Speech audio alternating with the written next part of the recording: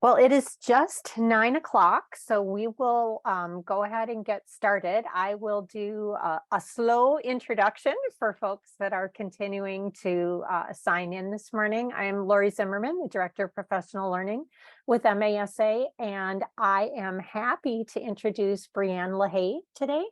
Brianne is the Project Aware Coordinator at MDE. She's a licensed mental health professional and board-approved supervisor and has spent the majority of her career providing and overseeing mental health services in schools, from early childhood to alternative programs to federal setting 3 and 4 programs.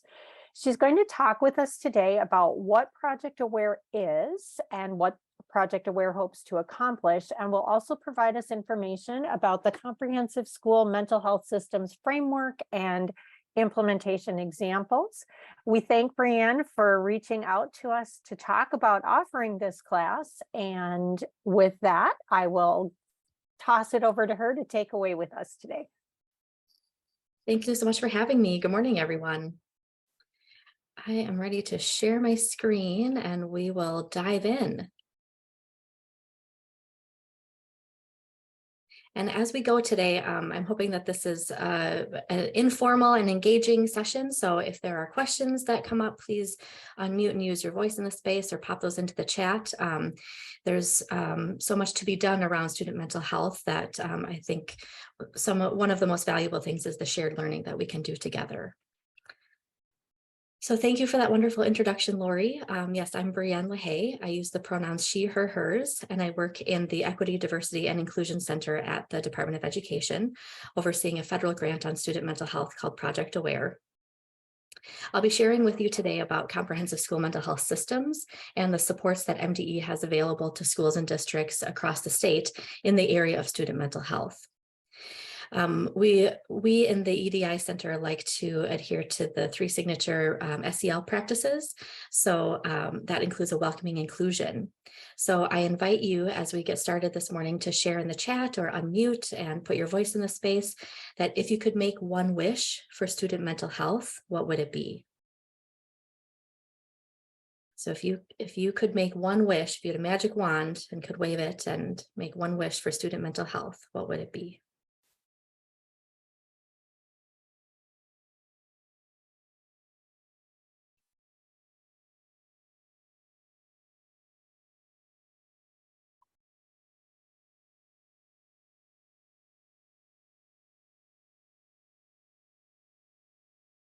Some things coming in the chat.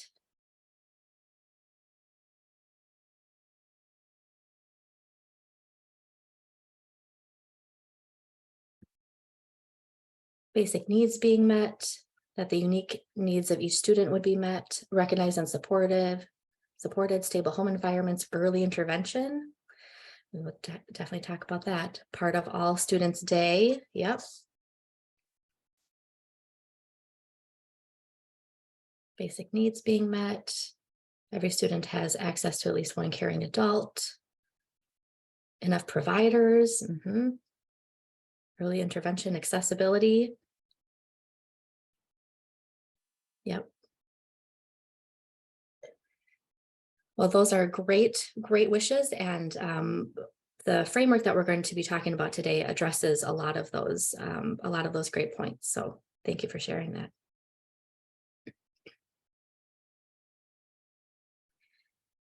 So MDE has 10 specific commitments to equity, which are listed here. Highlighted in green are those that are impacted by what we'll talk about today. So we'll discuss how comprehensive school mental health systems prioritizes equity by increasing access to mental health services and by centering culturally responsive services. It focuses on starting early through screening and early intervention, which was mentioned in the chat, and outcomes of comprehensive school mental health systems has demonstrated improved conditions for learning. It also values people by centering the whole child and advocating for students' mental well-being as well as their academic success. So as I share more about comprehensive school mental health systems today and the resources available, I invite you to hold these commitments in mind.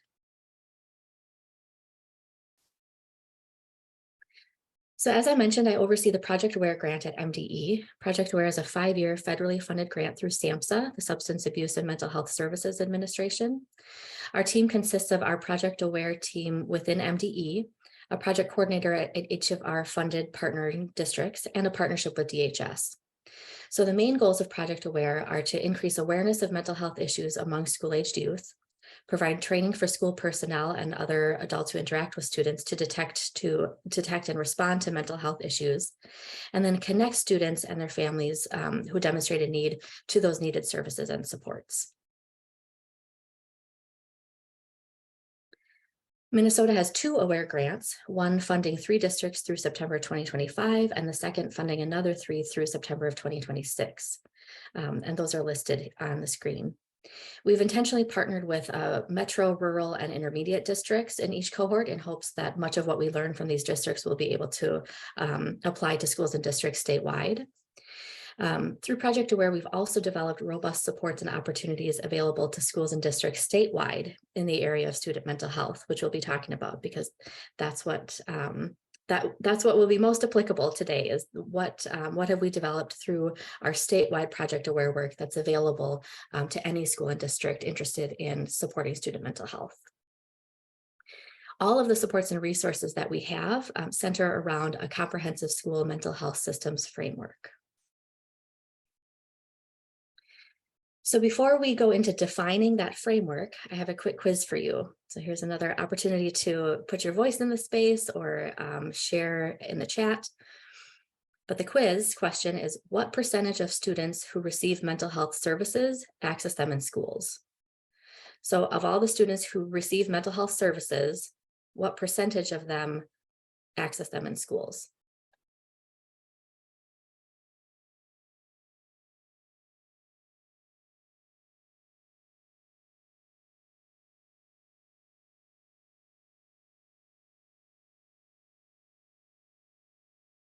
Let's see.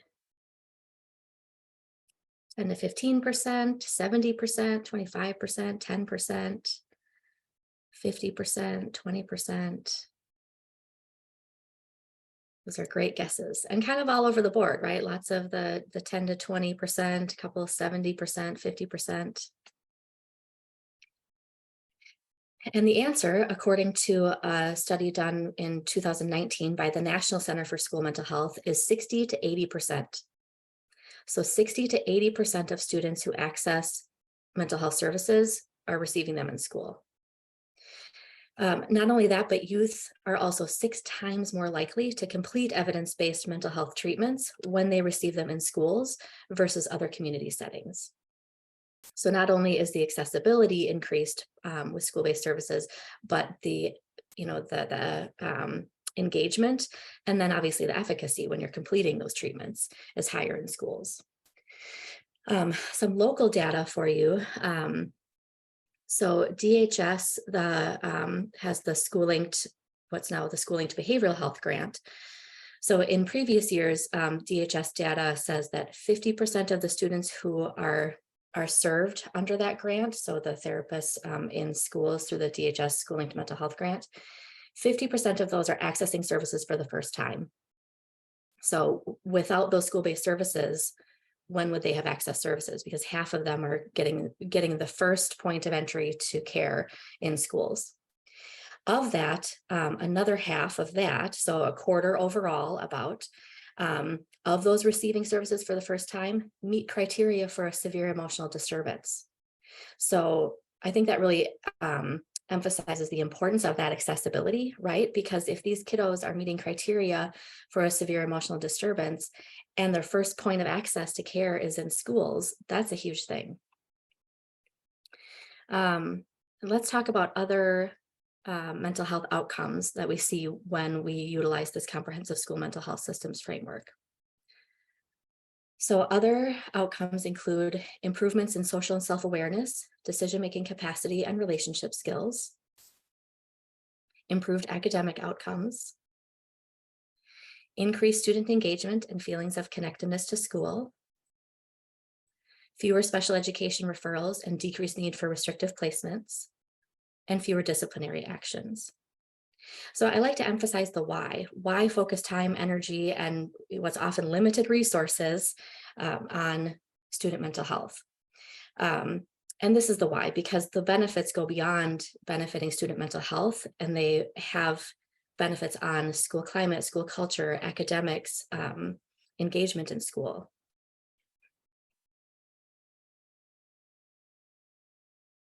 Okay.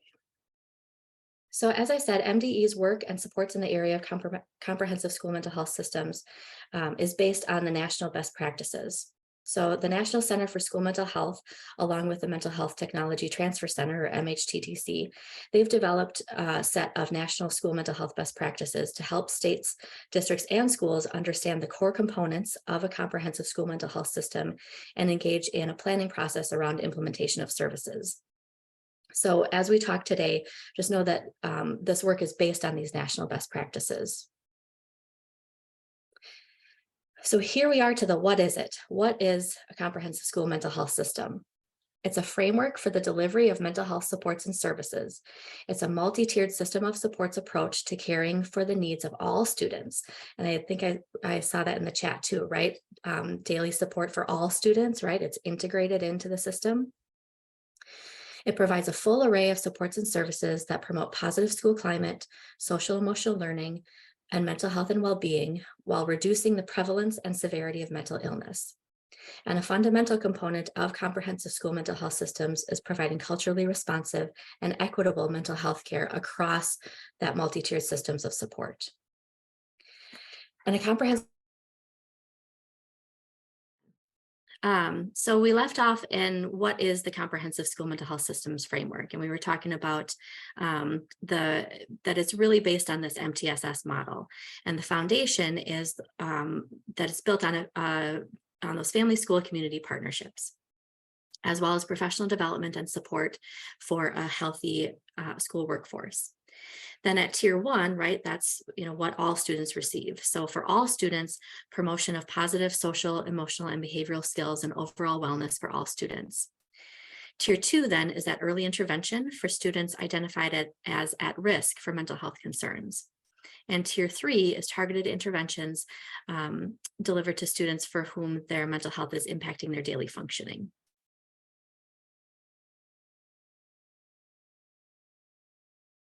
So MDE has developed local guidance on comprehensive school mental health systems and resources for districts and schools based on those national best practices that we talked about earlier. Also, we have available a guide to the core features of comprehensive school mental health systems. And the core features are well-trained educators and specialized instructional support personnel, or those related services staff, collaboration and teaming, family, school, and community partnerships, needs assessment and resource mapping, that MTSS model, mental health screening, culturally responsive, evidence-based practices and emerging best practices, utilizing data, so looking at data outcomes, data systems, and making data-driven decisions, and funding and sustainability.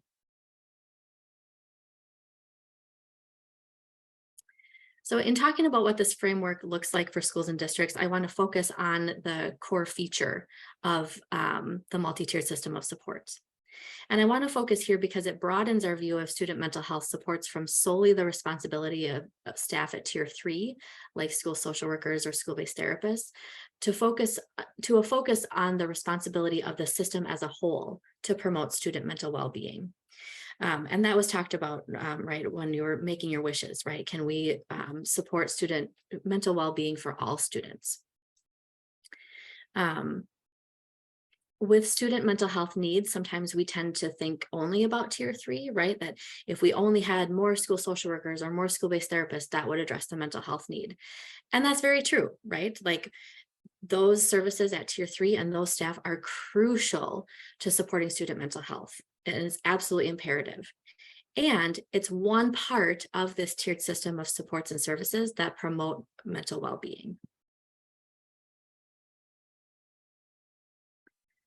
So let's talk about what this can look like in implementation. I have some examples that I can share with you based on the work of our Project Aware districts and also other districts that we're supporting statewide. But I'd love an opportunity for us to have some shared learning in this space to talk about what sorts of work is being done at your school or district, or that you've seen being done at each of these tiers to support student mental health. So let's start with that family, school, community partnerships. And I invite people to share in the chat or put your voice in the space, anything that you see at that foundational level that's been effective. And as you're thinking about it, I can share.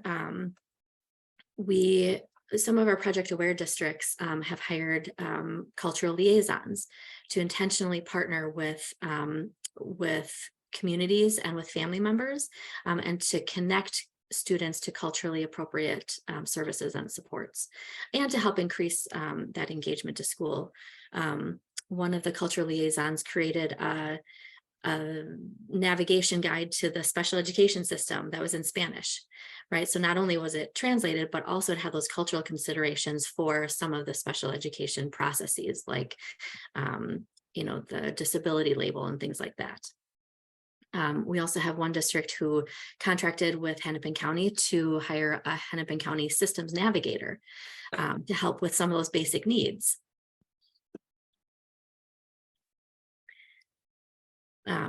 Yeah, because I saw basic needs was a wish for all students, right? So in this district in particular, having that Hennepin County systems navigator has really helped connect families and students to some of those community resources. But I'm curious from others, what other family school community partnerships are folks working on?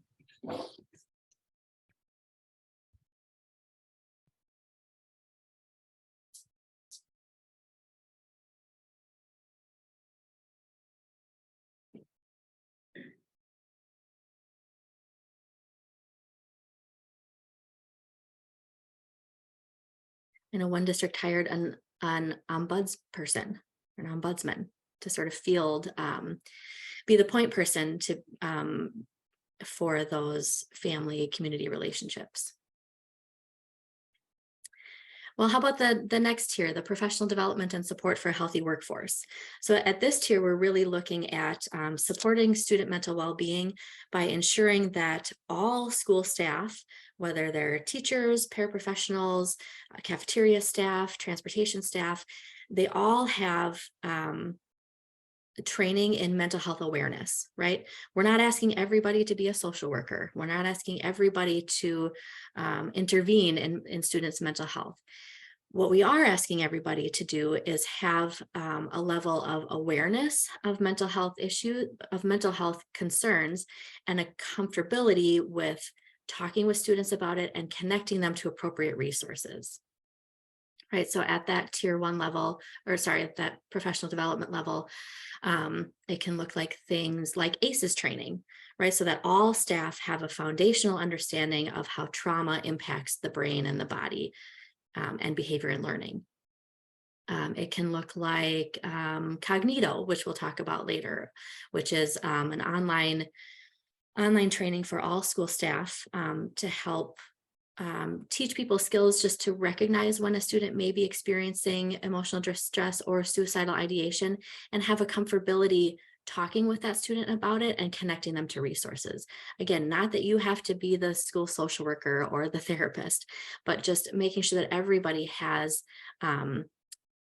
sort of those basic skills in their toolbox to be able to have a conversation with a student and then connect them to resources.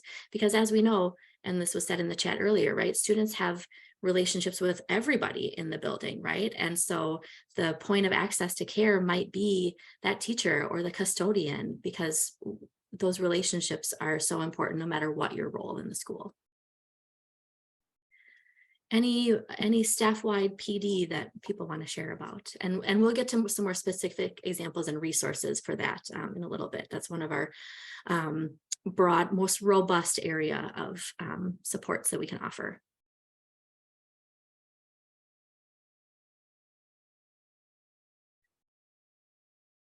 And then at tier 1, so if anybody has examples of tier 1 work, so this is where all students are receiving support for their mental well-being.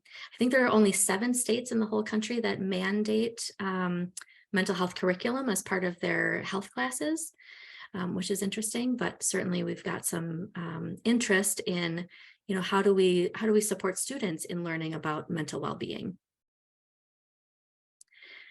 We also have lots of districts that are embarking on universal screening. particularly through their SEL programs and curriculums. So lots of schools are doing piloting the SABRS screener as a universal screener, or I've heard great things about DESA, although it's very expensive. But that's one way to address that tier 1, is making sure that that we're screening all students at tier 1, and then obviously it leads itself into tier 2, that early identification. So for students who do display concerns, how are we? That's one way to identify them early. And then at tier 2, you can do more targeted screening, right?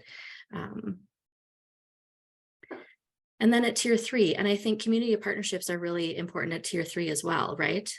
We all know there's a huge staffing shortage in the student support personnel area, as well as school-based therapists. So if you have robust school support staff to serve students at tier 3, that's wonderful.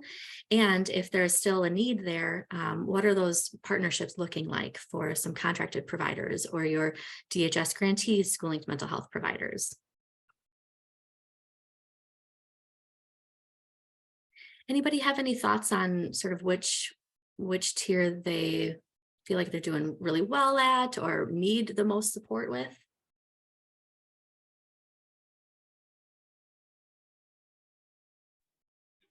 Hi, good morning. Brian Boyson, Superintendent, Elementary Principal for the Kennewanna Mingo School District. I'll chime in here.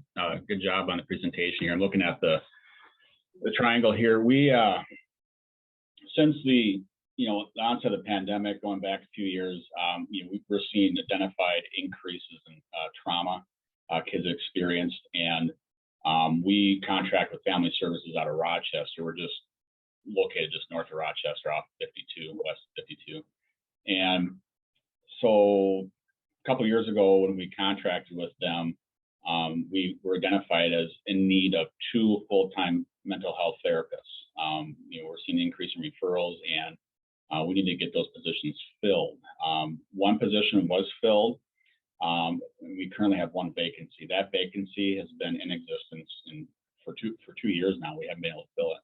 And I've met with the supervisor of Family Services, so our needs are finding that staff just like in just about every profession. But it was just astonishing to me. So I talked to the supervisor, I asked her what the salary schedule is for that position, and it was like $55,000 to $95,000, and you still can't find anybody. Wow, so that's been one of the biggest obstacles in our way. Looking at the tiers here, I think we're hitting them all pretty well.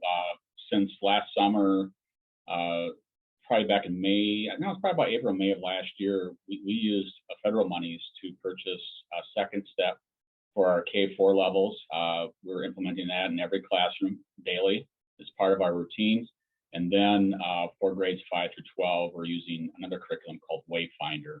And we're using it with Fidelity. And I'm seeing positive results. I've been in this work for about, this is my 21st year, I think. And the awareness of the staff on this as a real issue that we are addressing. And it all falls in that category of that whole child approach. I sound like I'm preaching, but I'm very passionate about this subject because I think we really need to be invested in it if we're going to have any learning take place. I've told a couple people in the last few weeks that we're in a business of educating minds and shaping minds, and learning is part of learning this type of stuff, social emotional learning to address mental health needs. And I have regular check-ins with my lone therapist here in the school, and she stopped in my office probably about a month ago, and she said, Boyson, she goes, I got to tell you something. I said, well, what's that? And she goes, you have a lot of kids here that have a lot of baggage. And I don't think that's ever really been identified by anybody in this district. So with her expertise in mind, noticing that, and then me relaying that to our staff, saying, hey, not every child that's entering your classroom is coming with the same life experiences. And when you have a crisis, we're deploying those resources to our families. And so I think part of the way that you introduce this pyramid is that you have to have 100% buy-in from everybody. That includes your school board as well. As superintendents, we were instructed to check in with our school board members too, because their mental health was also concerning to a lot of us. So it's 100% buy-in from everybody, including the community. And it's been hard to kind of do that too with some of the negative news that's been out there with, SEL and giving it a very prejudiced bias, and it's just simply not true. But I'm just throwing my 2 cents out there. That's what we're doing. We're seeing positive results, good things happening.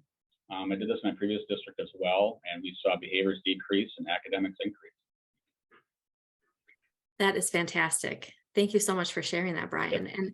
And what you're really identifying is that staffing shortage at tier 3. So an even more robust efforts at tier 1 with that SEL programming and the positive outcomes, right? Not only with behaviors, but also academics, right? Which is why I like to include those data points, right? Especially for your school board, where they might be more concerned about graduation rates or attendance or academics, right? That it's not disconnected from mental health. Exactly. And I've said this many times. I had a professor in college that said this: people don't care how much you know until they know how much you care. And that's what it all boils down to, is making sure that everybody knows that they have a caring person that they can talk to. Mm-hmm. Well, and I think you bring up another good point too about just our neurobiology, right? We all know that students aren't in a place to learn if their stress response, if their stress response is on, and especially if it's in that traumatic sort of stuck on mode. And so I think any of your trauma informed work, right, at any of the tiers is also fantastic. One of the districts we work with, who's also experiencing a significant staffing shortage of therapists at tier 3, is engaging in Bruce Perry's neurosequential model in education. So they're working with all of their teachers to be able to be more trauma informed and more neurobiologically based, so that they can meet some of those trauma responses from kiddos in the classroom and meet them where they're at, neurobiologically. And we also have some trauma informed resources at tier 2 as well. So, and yes, the great connection to nursing, getting nursing students in school to provide mental health education for sure. And are your nurses part of your mental health team? Because that's a huge point of connection as well. I'll chime in on my soapbox here. Yes, please. Yes. So I'm part of a team, a couple people at the state level, and then some regional coordinators that are trying to bring this out to the states, or to the region, the different regions in the state. Sorry.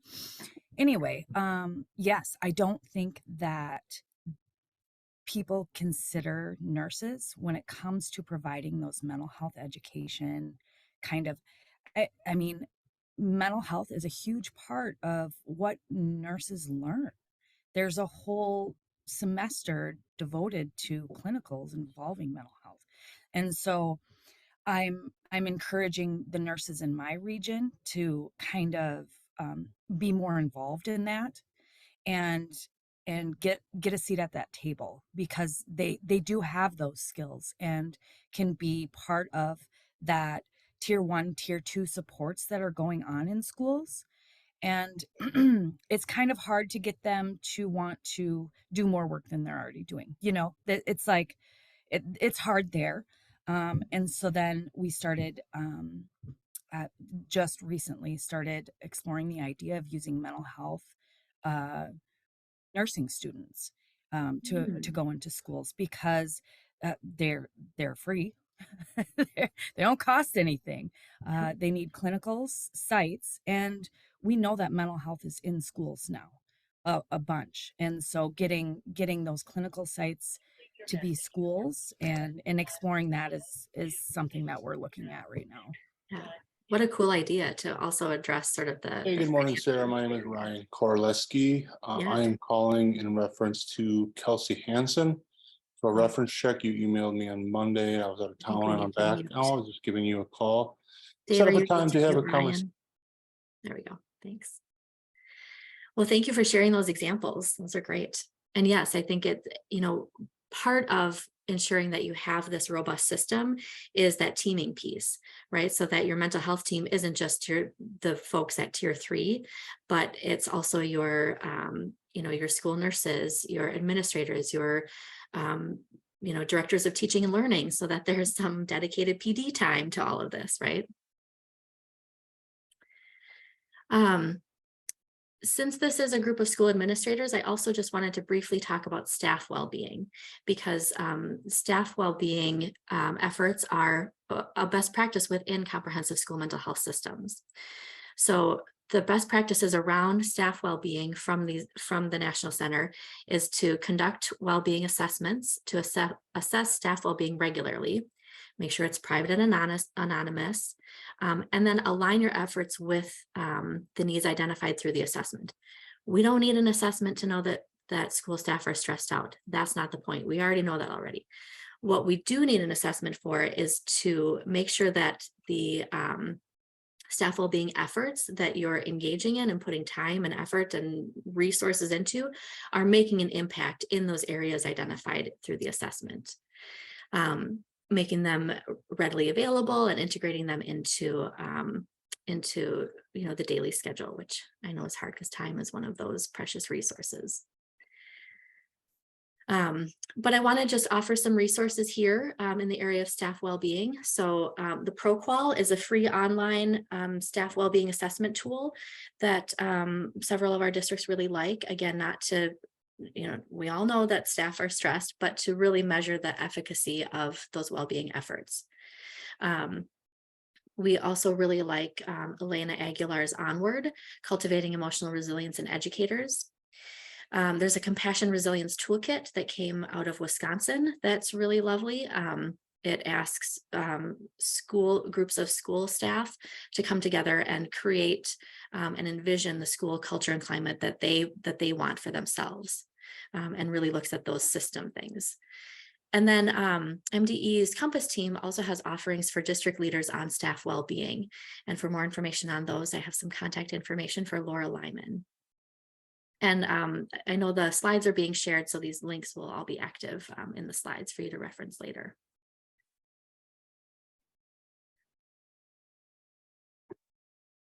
So let's talk about other ways that we at MDE can help schools and districts with this comprehensive school mental health system. We have supports and resources that address all tiers of the system. So first, as I mentioned before, MDE has guidance on comprehensive school mental health systems, which includes implementation guidance, resources, and training to help advance that full continuum of mental health supports and services, and responses to frequently asked questions. We also have a cohort opportunity for schools and districts called a COIN, which I'll explain further on our next slide. And we have professional development opportunities on the national best practices throughout the school year.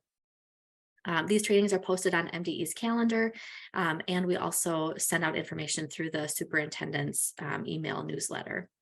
So if you'd like more information on those, let me know, and I can also add you just to an internal list that we have of folks who are interested in our trainings. But we offer the trainings on those best practices every school year. So we offer a fall series, a spring series. So we always have lots of opportunities for people to engage in these best practices, which I think is a great opportunity for not only those that are working on the system, but also for those who might need buy-in, right? What other administrators need to sort of have a foundational understanding of the framework that you're supporting. At that foundational level, to support well-trained educators and school staff, our Project Aware trainer is trained to deliver ACEs training and HEARTS training.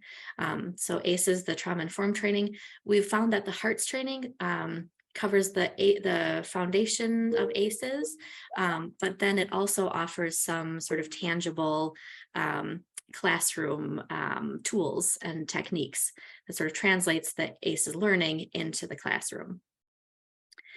We also offer youth mental health first aid trainings, which helps school staff and anybody who interacts with youth ages 12 to 18 to identify and respond to a student who is experiencing a mental health or a chemical health challenge. And then Cognito. Does anybody here, has their district engaged in Cognito? I always like to see if Cognito at risk is familiar to anybody. So I always like to make a plug for Cognito. Yes, Rochester. All right. Go Cognito in Rochester. So Cognito is their at-risk training for educators is an online simulated training for school staff that promotes suicide prevention and mental health awareness. Through funding through the Department of Health, it's free for any educator across the state to access online, and it meets the 1 hour relicensure requirement for suicide prevention. So we've had really good engagement across the state. I see Breckenridge as well. That's great. Particularly because it meets that relicensure criteria, and because it can be done asynchronously, it doesn't take up that precious in-person all staff PD time that even the districts that require it as a required training, at the beginning of the school year, teachers are able to do it on their own time. So it's for staff, there's one for elementary, one for middle, one for high school. There's also a peer-to-peer model, which really fits into that tier 1 effort. So there's a peer-to-peer model called friend to friend. So it helps students, take students through an online simulation about responding to a friend who might be having suicidal ideation or a mental health crisis. All right, at the tier 1 level, MDE has really robust offerings for SEL and restorative practices and school climate. And while those aren't mental health interventions per se, they're separate bodies of work in and of themselves, exactly like Brian was talking about, those have a huge impact on student mental well-being. So MDE has SEL implementation guidance. We also have online modules, 10 key SEL practices for the classroom. Those modules can be engaged in individually or with a group facilitator. We have restorative practices trainings and implementation guidance, and then we have school climate resources as well. At the tier 2 level, we have CBITS and bounce back training, which is a group style intervention to be led by school social workers or school clinicians for students who've experienced trauma. It can be kind of tier 2, kind of tier 3, but we've offered some statewide trainings of that evidence-based practice to support that intervention for students who've experienced trauma. Any opportunity we have to support workforce development efforts, we definitely do that, knowing that there's such a need for those student support personnel. And then at tier 3, we have support for the Medicaid billing of mental health services, both IEP services, but also there's a new Medicaid benefit where you can bill to Medicaid the non-IEP mental health services. So if there's districts interested in that, you can contact us and we can support with that as well. So I promised I would talk about the COIN. So COIN is a collaborative improvement and innovation network that brings together multidisciplinary teams in partnership with subject matter experts to address a complex challenge.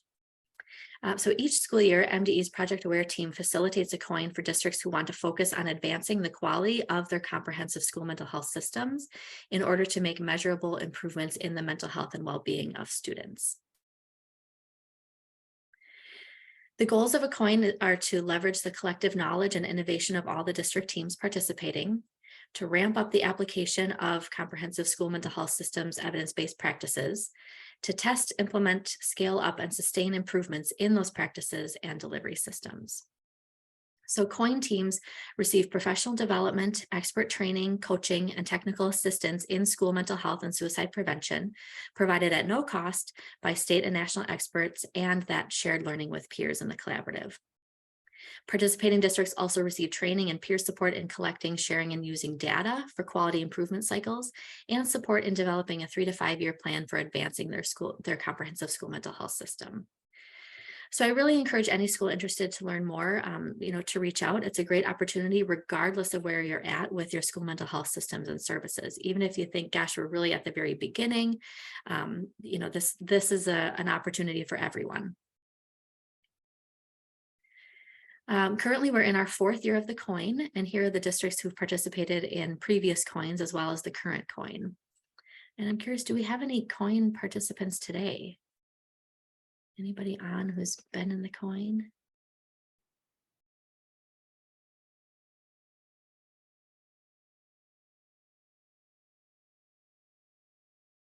Well, like I said, I definitely encourage you to check it out. And here in the slides, there will be a link for the waitlist for next year's coin. And if you have other questions and information, our coin lead is Lisa Huheim at MDE.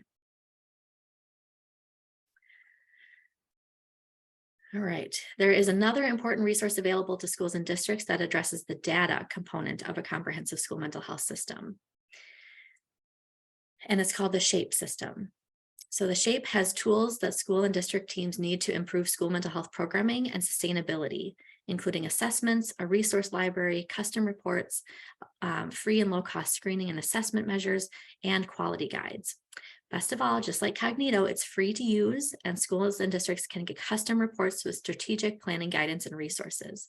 So I always really want to make a plug for the SHAPE system because it really helps assess your system against those national best practices and that tiered model of supports so that you know how are all of our efforts connected and integrated with one another, and where are we doing really well, and where do we maybe need to focus our strategic planning.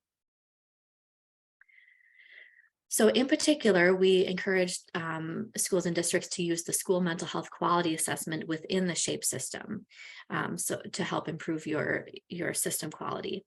And the SHAPE system and all its resources are aligned with those national school mental health best practices. So the school mental health quality assessment can be taken at a district level or at an individual school or site level.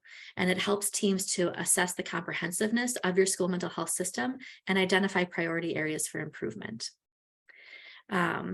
The assessment covers each of the core features of comprehensive school mental health systems through the domains shown above, which you can see align with those core components of a comprehensive school mental health system. So there's a teaming domain, needs assessment resource mapping, screening, mental health promotion services and supports, that's tier 1, early intervention and treatment services, that's tier 2, tier 3, funding and sustainability, and then impact. So here's the home page of the assessment. The full assessment can take anywhere between 2 and 4 hours. We really encourage that it's good to start with a full assessment, but it can also be taken just section by section. So you might want to start with a full assessment, maybe at the beginning of the year, or maybe now as you're planning for professional development and you're doing your strategic planning for next year. But then if at the end of a school year, you want to see if there's been some measurable improvement, you can just take one domain, the domain that you've been really focused on for that year. So like I said, it's completed one domain at a time. The district version has between 10 to 20 questions per domain, and it offers best practices for each domain, which makes for really great conversations within your team about comparing current practices to those national best practices. This is an example of a domain report. So you can see within the teaming domain, best practices are scored with green indicating mastery, yellow indicating progressing, and red indicating emerging.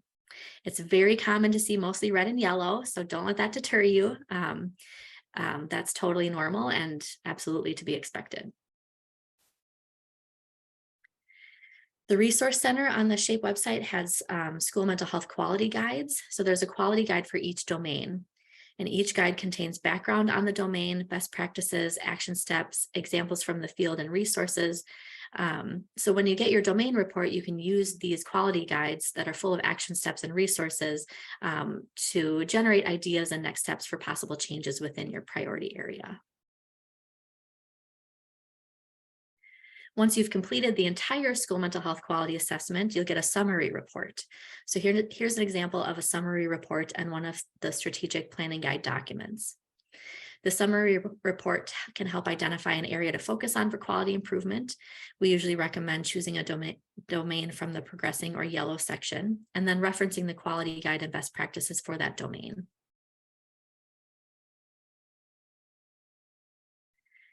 So our aware districts use their assessments to show progress and identify areas for continued growth. So I wanted to show an example of some of the improvements made by one of our Project Aware districts. On the left is their quality assessment summary report from last school year.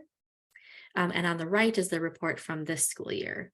So the teaming score that's circled is hard to read, but the teaming score points out that it increased from 3.5 last school year to 4.6 this school year due to their efforts of expanding their district mental health team, which now includes their school social workers, their aware coordinators, and their dean positions. They've created a centralized referral and documentation system for mental health referrals and supports, and they have increased their communication and teaming with their schooling mental health providers. So additionally, you can see that the domains of mental health promotion services and supports, that tier 1 work has increased because of their work with ACEs trainings, doing family outreach regarding mental health supports, and adopting a district-wide SEL curriculum. So I always like to make a plug for that. It's a great way to be intentional and data-driven in your efforts toward that comprehensive school mental health system. And I think to show, to continue to have buy-in from your administration and your school board for why the work is important and why it's being effective. All right, I sort of raced through those last shape slides because I wanted to make sure that we covered that. But that concludes our content for today, but we do have a few minutes left. What questions do you have? What were you hoping to get today that maybe I didn't touch on? And I'm going to stop sharing my screen so I can see everybody's faces. So any lingering questions or thoughts before we do our optimistic close? Oh, thank you, Dave, for linking the slides. And Megan, no apologies at all for the plug. I think that's great.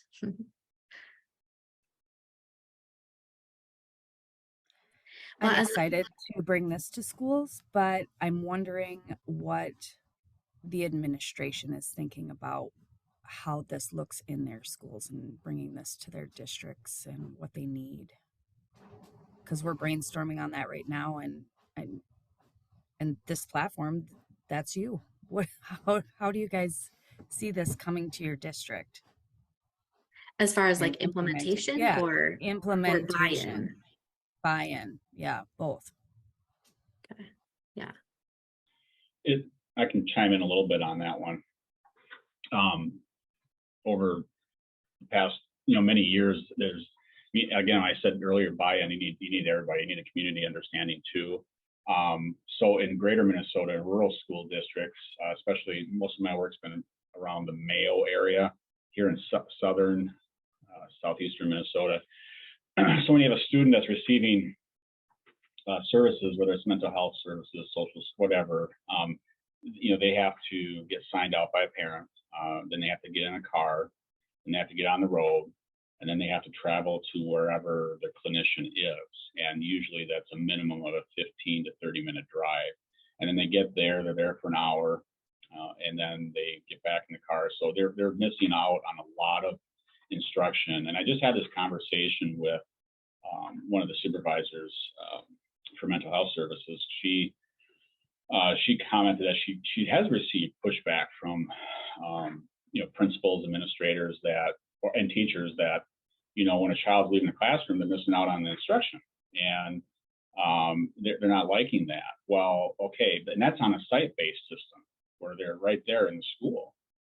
And I'm like, well, okay, but the alternative is then they're missing the majority of the school day because they have to get in the car, like I was saying. So you really, to get that buy-in to implement something of this magnitude, which is vital, I think, for our future, you have to make sure that everybody understands that, what the best practices are. And now we're in a situation where I have a therapist meeting with a student, and, they're there for 34, 40 minutes, class period. And sometimes they get dysregulated, and then we got to send them back into the classroom. So then the teacher's getting upset again because now they got a dysregulated child because they just went through a therapy session, or they're addressing mental health issues in a forum, and they're dysregulated. So now they're asking, well, can we get a full hour? Let's get so that we can get more bang for our buck. And it does come to divide it down to finances too, because those mental health agencies, these are billable hours, and if they can only bill for 30 to 40 minutes instead of an hour and a half, then the mental health agencies, they're thinking, well, wait a second, we're going to pull out of the school. We're going to go back to the old model. We'll bring it back to our agency where we can get the full billing with insurance. So there's a lot of components here that when you put together your team to implement something like this, you got to make sure that we know what we're getting into. And I think that's how you get the buy-in from the administrator, that if we're going to do this, there has to be that 100% buy-in. Well, and I think you addressed a couple different points, right? Everybody sort of has their own priority areas, and everybody has their different resonating points, right? So, that's a really great example of just logistically, you miss less class when you receive services in school, and then sort of, from a mental health lens, right? How much is that student learning anyway when they have those mental health issues that are necessitating those services, right? And different people hear different things. So I think presenting sort of the whole spectrum of reasoning, and particularly you have your Minnesota student survey data available. I think that's really compelling, particularly when you look at the rates of mental health issues with students. Again, some of the data that points to academic and school benefits from those mental health services, I think that can be compelling too.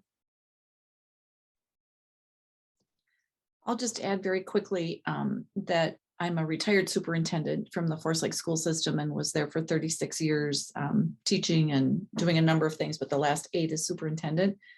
And now I'm the executive director of Lake Center for Youth and Families, and we have a counseling department or component, and we go into the schools and in Forest Lake, and this interagency agreement has been there for a number of years.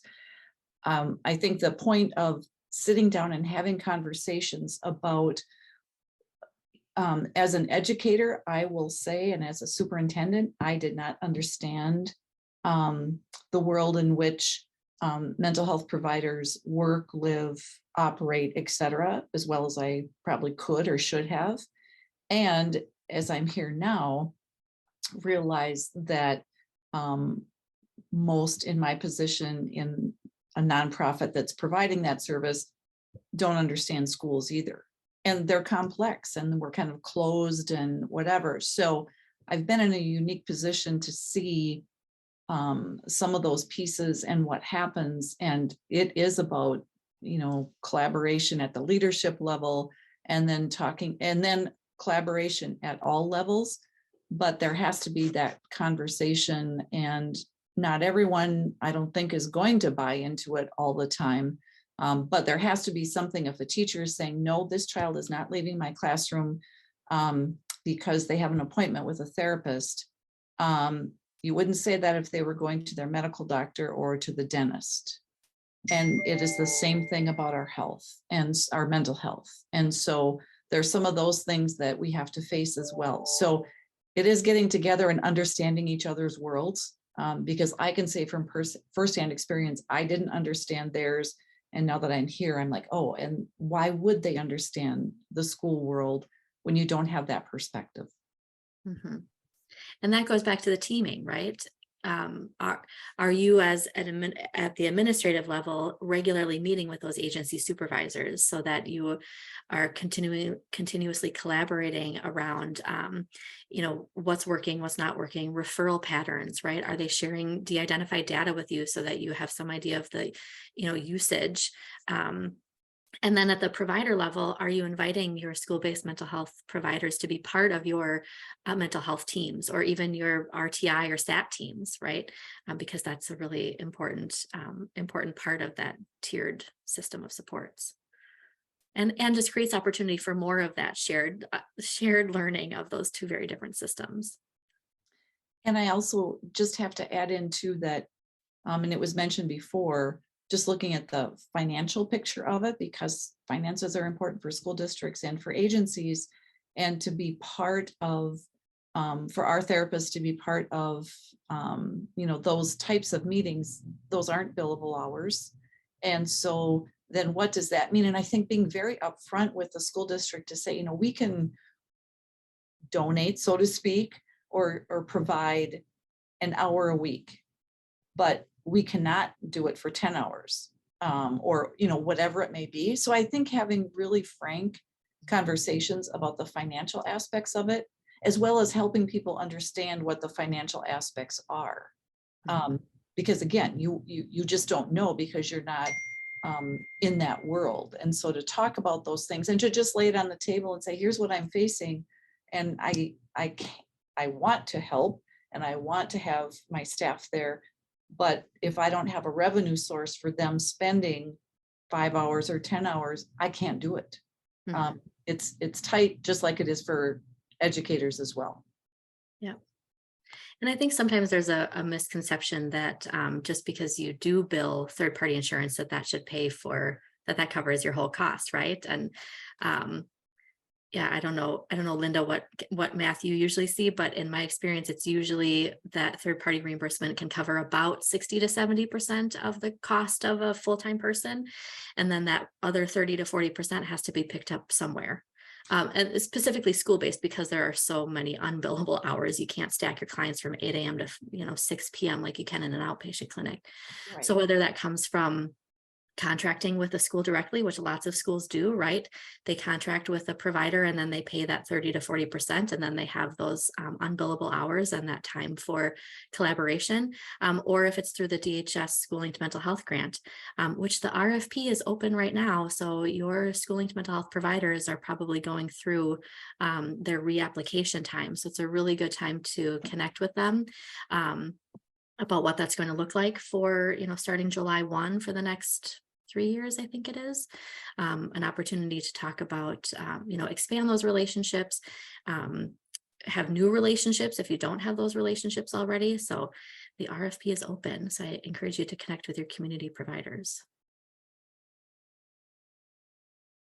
And I will say that not all mental health agencies have the same. That's why it's important to, I think, have that frank conversation about funding and how that happens in the agency. We do, and you're absolutely right with the percent about billable if everyone pays. And if you have a sliding fee scale, if we don't turn anyone away, and we have 2 other components, intervention and enrichment as well under our umbrella. But, we go to municipalities, we have contracts with the county, we have events, we ask for donations from businesses and individuals. We even run charitable gaming. Bingo. A restaurant to do that, and which we've done for 8 years, which has kind of kept us going through many things. And never did I think I would know so much about pull tabs, but it is, that's what, so our financial picture is probably very different from others, but I think to understand that, what does that mean? And there's no way that mental health agencies can understand all of the categorical funding that happens in schools. And, we have this pot of money, but we can't use it for that, et cetera. School districts definitely have a lot more of that than other agencies as well. Mm-hmm, mm-hmm. Yeah, I saw a comment in the chat about telehealth. Yep, telehealth is definitely something to look at for sure, especially in rural areas, right? Or we have a metro district who is contracting with a provider to do telehealth psychiatry for their level 4 students. Right, so telehealth is a great option. There are some very, very important considerations around telehealth. Specifically, you still need staffing, right? You still need a staff person to escort a student to their telehealth session, help navigate any technical difficulties, escort them back. What is the agreement around how crises are managed, right? What is your crisis plan if that student becomes dysregulated in session? Who is the staff to support them? If they have a crisis, make sure that provider has a release of information for the school, the parent. We've worked with some districts who have both in-person school-based therapists and telehealth therapists, and they drew a very distinct line between the two, saying if a student has experienced suicidal ideation, self-harm, if they have some of those risk-taking behaviors, they are to be seen by the in-person therapist. Other students who do not have those symptoms and behaviors can be seen by the telehealth providers. So that's one option for managing those, but there's lots of considerations around telehealth.